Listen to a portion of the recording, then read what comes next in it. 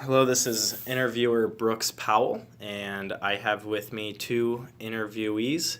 They will demarcate themselves with person A and person B, and this is for the health and habits data points for EGR 201 or 200 or something. Person A, if you wouldn't mind, if you could just share your age, your gender, your class, year, and that's it, and major. Person A, so I'm class of 2017. I'm 22 years old. I study in the electrical engineering department. Is there anything else you wanted me to say? That was everything, right? You said 4, he said 3. What Forget year? the fourth one. 2017? Okay. Yeah. That's it, yeah. And male, maybe. No. Yeah. That was it. And person B? Person B, I am 23. I am also studying in the electrical engineering department for class of 2017, and I am male. Awesome. So I'd love to hear person A, just what your weekday routine looks like and what your weekend routine looks like. Gotcha. Yeah. So my weekday routines. So Monday through Friday, I generally average about an hour and a half to 3 hours of class between 1:30 to 3. And I usually wake up around 10 a.m., give or take 30 minutes. And I go to sleep usually around 2, plus and minus like 1 hour or so. I try to sleep 8 hours a day. And in terms of like routines, do you want more specifics in terms of like my schedule? Yeah, so let's just pick, your most common weekday. Yeah. What, if you could just go through like hour by hour, Yeah, kind of what happens. sure. So weekend. So let's Include start- when you eat, when. Yeah, Yeah. sure. So Sunday, let's start with Sunday. And weekends for me are mainly for schoolwork. So I'd wake up around, let's say around 10 every day. And I basically do schoolwork the entire day. I eat at 12. I'm independent, so I cook for myself. And same thing for dinner. And so that's basically it for the weekends. I do not do any schoolwork during the week, and during the week I work on like personal projects and like thesis. So Mondays, very much like any hour that's not classes, I'm working on personal projects or working on my thesis, and the trend basically continues throughout the week. There's not too many distractions in my life right now, and I would say it's pretty focused. Gotcha. Yeah. So you would say you try to do most of your schoolwork on the weekend. Mm-hmm. Is that both Saturday and Sunday? It will be Friday. I'd say Friday, but usually no work gets done Friday. Usually Saturday, Sunday. Okay. And Monday morning. And then just curious, what do you do Friday night, Saturday night? Yeah, Friday night, usually just chill around, maybe watch a movie, play some board games. Saturday night, usually just schoolwork. I don't go out or anything like that. Really? Mhm. Okay. Interesting. What would you say? So on Sunday, you said you eat around noon. Mm-hmm. When do you eat dinner? Dinner is usually cooked around 6 or 7, Okay. and cooking takes around 15 minutes, and the whole process takes around like an hour, Okay. including clean up, resting, and stuff like that. What do you have for lunch? Lunch is usually pasta, broccoli, and chicken, Okay. just boiled in a pot. Yeah. Mm-hmm. And dinner? Same. Same. Yeah. Is that what you eat 7 days a week? Basically, it's a very I think it's a very healthy and very inexpensive lifestyle. Right. And it gets all the vitamins you need? Yeah. Stuff. Interesting. Do you ever feel hungry or tired because you're hungry? I tend to feel hungry because I'm right now in a fasting phase. Okay. So I work out or generally around 5 days a week, and I make sure to portion my meals such that I am basically in a fasting state most of the week. So I do get hungry, but you learn to just ignore it. Right. Mhm. If you don't mind me asking, you don't have to answer this if you don't want to. How come you fast? I want to lose weight You want to and lose decrease weight. my body fat. Okay, so it's not like a religious No. aspect or anything? Hmm. Okay. Um, By fasting, I don't mean like intermittent fasting or like I'm starving myself. I still eat every single meal. I still eat like snacks and things like that. Mhm. And that like when I say fasting, I mean like as regards to bulking, where like you're trying to gain muscle. I I'm see. trying to lose fat. I see. Hmm. Gotcha. Do you drink coffee? No. No coffee. Mhm. Any other stimulant type thing? Not really, besides water. No. Okay. Cool. We'll come back to you, person A. Yeah. Person B, if you could just describe like your average weekday and your just an average weekend or just weekend day. Just kind of like what happens each hour would be really helpful. Okay, so I'd say for weekdays, well, I guess it varies a lot. It depends on like what I'm working on that week, what's due. So if I had to generalize it, that's pretty hard to do. But weekdays is kind of work on my personal projects, thesis, get any homework I need done, and weekends is kind of when I crank out the homework for the week as well. I can give you specifics for a week, but I can't think of like a general week. Right. So would you say is your week chaotic, or you just don't like a kind of standard schedule? I don't think it's chaotic. I tend to plan the day out the night before. So like, what am I going to do tomorrow? What I need to accomplish? Like, what are the hours for everything? Mhm. But because different things pop up, like maybe I'll have a thesis meeting that just popped up randomly, or maybe I'll have a group meeting that's like totally random tomorrow.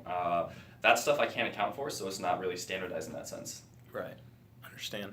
Or if there's like an event on campus, I hear about it 2 days in advance, and I have to add it to that day. So yeah, that Thursday is different from a regular Thursday. Yeah. Just for a sort of baseline, could you just tell me about yesterday? Yesterday, let's see, I probably got up around 10, did some schoolwork up until noon, and what was that? Yesterday was Tuesday, right? Yes. Then I did some stuff on my personal projects up until 3-ish. I went to class from 3 to 4:30. From 4:30 to 6, probably did some personal projects work. I'd imagine it was 6 through 7:30 gym. 7:30, we walked to the Wig Clio event for the election, and then after that we came to eHub for dinner. And then we went back to our rooms and watched the election until like 3 a.m. Yeah. Right, until it was announced. Yeah. Do you feel like you get enough sleep?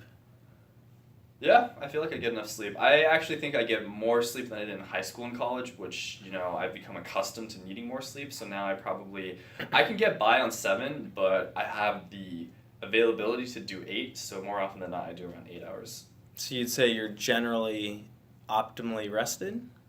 Yeah, I think so. This question's just whoever wants to answer first, just say person A or person B. What do you guys feel about stress in your, life during the semester? Mm-hmm. Person A, I'd say for me, my freshman, sophomore, juniors were much more stressful than my current senior year.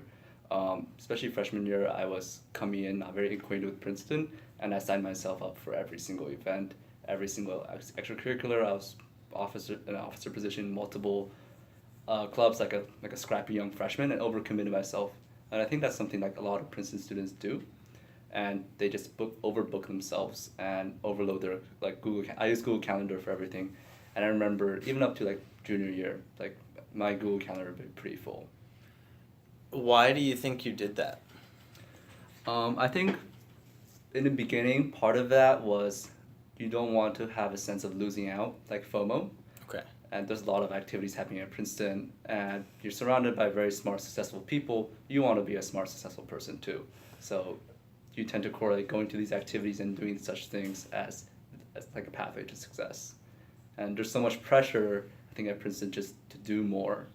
So I think that just contributes to the stress. And so you would say that that sort of fear of missing out plus the fact that you felt, that was kind of a necessary thing for success, you would say that ultimately was sort of an unhealthy belief for you? Definitely, I Or think. led you to do unhealthy things? Definitely, I thought it was led to a lot of unhealthy habits, because I oversubscribed myself. I basically up to junior year, I would stay up to like 4 a.m. in the morning, and I'd wake up maybe around noon because I didn't have morning classes. So I wasn't like a night owl. Sometimes I'll wake up so late that I'll miss lunch. So I only eat one meal a day, which is dinner, because I was at eating club then. Right. And I would get like an early dinner at 5:30, and that'll be my one meal of the day, which will be like a huge meal because it needs to satisfy my 2,000 calories for the entire day. Right. Do you feel stressed now? I don't think so, because I live a pretty rigorous schedule now with some flexibility, and because I cook for myself, a lot of the stress about like when do I eat meals, having traveled to go get meals, is just gone away. And as a senior, you do less extracurriculars, I think, or like you have honed down which extracurriculars you do to only the ones you care about. Right. Yeah. So what would you say? I'll ask this question, and I'll have a follow-up question. Would you say that you're happy with how healthy you are now? In terms of like, yeah, in terms of like mental health, physical health, I think I'm a lot. My current state has been the best in the past 4 years. Really? Yeah, give or take, wrist strains from using the computer too much. I Right. think that's probably like something that's going to hit everyone in the next 5 years. Do you exercise? Yeah, I work out 5 days a week. Really? Yeah. What kind of workout? Little bit of cardio and then just weights. Gotcha. Yeah. How long? 5 days a week? It would usually be from like an hour to an hour and a half Huh. for the entire process. What would you say, regarding stress, sleep, exercising, healthy food habits? Mm-hmm. What has been the key to your success for all sort of coming together your senior year? I think for me, a lot of it is just basically, so I took a year off, so I think that gave me the focus to figure out like what I wanted to do. I think a lot of people act with living a life that a bit less focused and a bit less disciplined. So I think it's mainly that I stick to my schedule more. I have a better sense of what's important to me and what's not, and what events I should go to and what I shouldn't go to. And just by having that filter, I go to a lot less events, which gives me more time to focus on my body, focus on my health, focus on my sleep. So really it was that the focus allowed you to get rid of FOMO. Yeah. Fear of missing out. What if you didn't, would you be able to get out of FOMO if you didn't necessarily know what you wanted to do? Possibly. I think it takes a lot of discipline, and to me, FOMO is almost almost as like a phase of exploration for people, because they need to figure out what they want to do in life and what's important to them. So until they try out all the things, like they wouldn't know, right? So you still always have that sense of FOMO.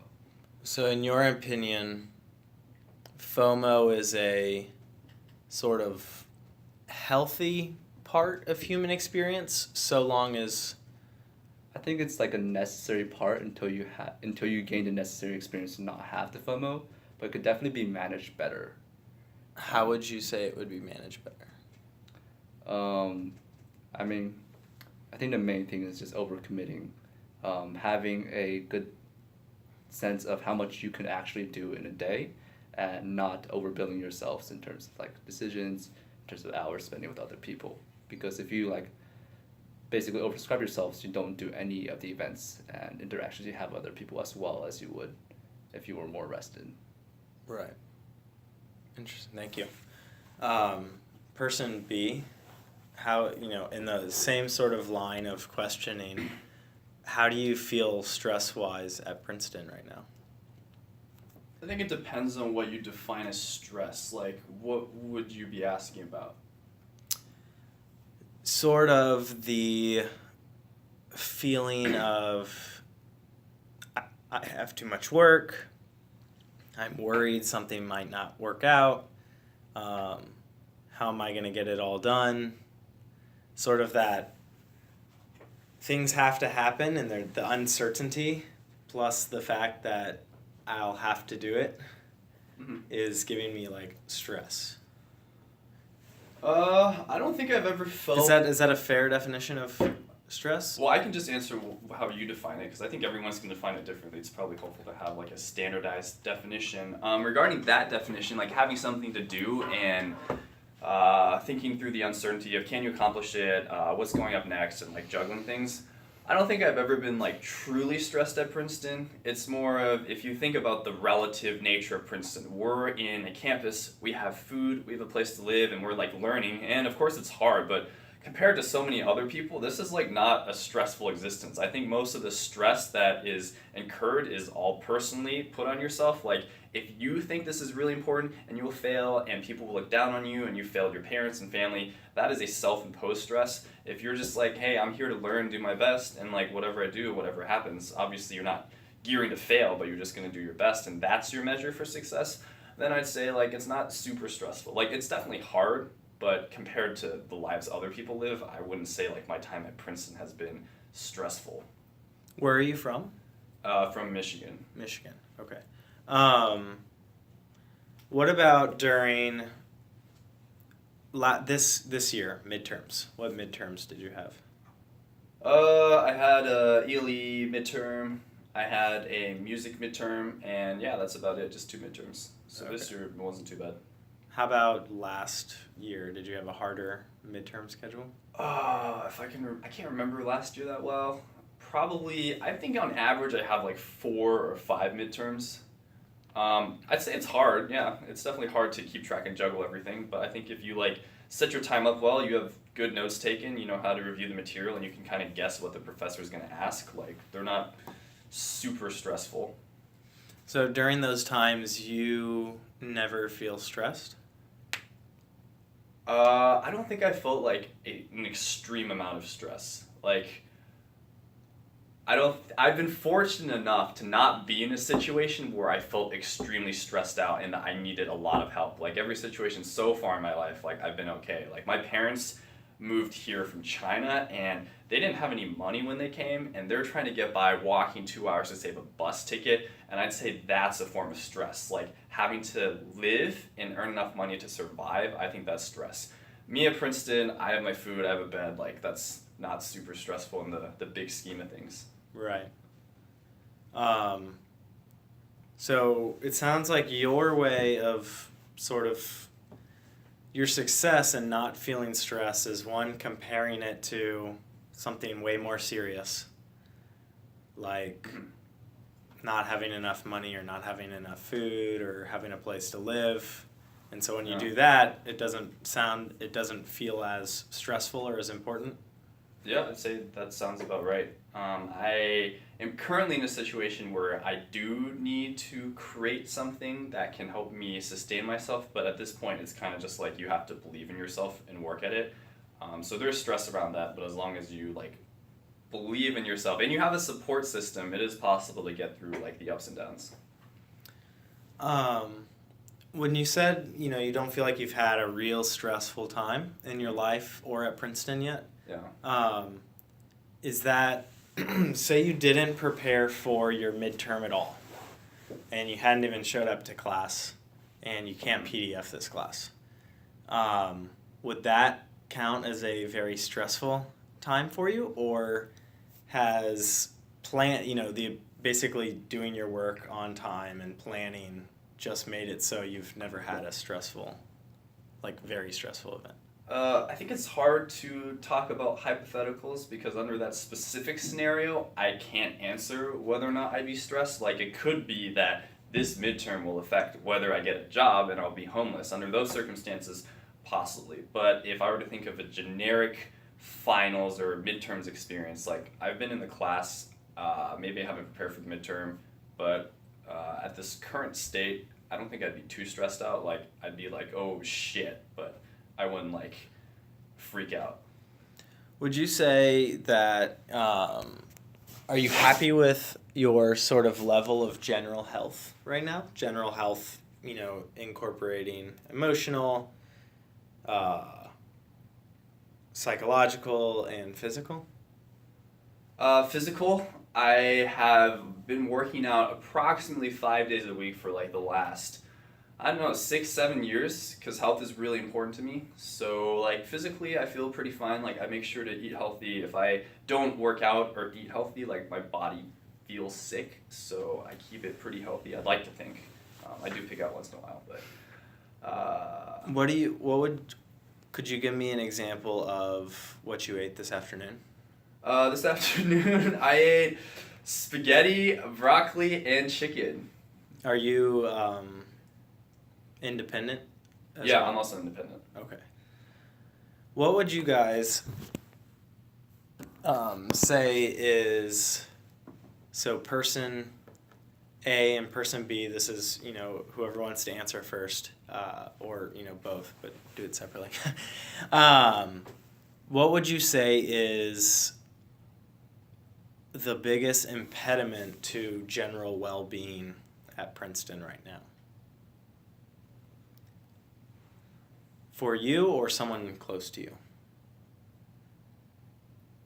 I think the general impediment, at least amongst people I was hanging out in freshman year, it's like people that have gone to boarding schools and been accustomed to college preparatory courses, like they come in being totally fine. And then there are people that have come in not being prepared to handle the workload in terms of like, how do I study? How do I manage my time now that my parents aren't here? How do I integrate myself socially while doing all the studying? And people don't know how to handle that. Like I had a friend that went a little out of control because she just didn't know how to study and didn't know how to break down the materials, so she started doing worse at classes. And because that happened, she didn't want to study even more, so she kind of, took a step back from classes and spent more time socially, and that actually led to her having to leave the university for a while. So I would say that's the biggest impediment amongst people that feel like they can't keep up with the workload and their social lives at the same time and have no support system to help them get better at studying and learning. Like, that's a really hard scenario. Yeah, person A, if I could build on top of that, I think what Edgar touches on is what person B touches on. Redacted. Is really related to like cycles of procrastination that students have, in that for maybe a reason that like what person B just said, like in the beginning they have a hard time, so then they feel less willing to less capable to commit to work for future things, and thus they get more and more behind for their schoolwork, and maybe as a way, as a self-defense mechanism, they spend more time socializing, they spend more time going out, they spend more time just watching YouTube or whatnot, right? As a way to avoid doing this work where they know they feel kind of behind. Me personally, I've been through those stages like freshman, sophomore year, and I'd say a lot of my friends also were coping with that in some degree of fashion. In your sophomore year, how did you cope with the or what did you procrastinate with? Was it social or YouTube or? YouTube and social. YouTube and social. Yeah. And you felt that you probably wouldn't say you derive too much benefit from YouTube. Yeah, I wouldn't say I derive too much benefit from either, really. Really, you didn't feel the social part was as... Because even when I was socializing with others, I still had the issue of what I was procrastinating with in the back of my mind. I see. So I think I wasn't even fully engaged in being present in those social circumstances. I understand. Yeah. Do you think for you personally, in present time where it sounds like you feel like you're coping better, or you just have a better handle on things, whenever you do something social, say it's go to dinner with person B, do you feel like you're fully able to socialize? Yeah, I think so. In a way that was different in your sophomore year? Yeah, I think it's back then, I think socializing always felt kind of rushed to me. I see. And that like, oh, I should get this dinner cranked out in 30 minutes so that I could get back to work, and then I go back and not do work, right? And there's always this pressure to, in the back of my mind, oh, maybe I shouldn't be socializing, I shouldn't be at this event. Right. And now, why do you feel like it's not rushed? I think it's mainly just the events I go to, I value a lot more, so I make time for them. So it's because you plan for it? Yeah, these are events that I truly think are valuable for me. Okay. Mm-hmm.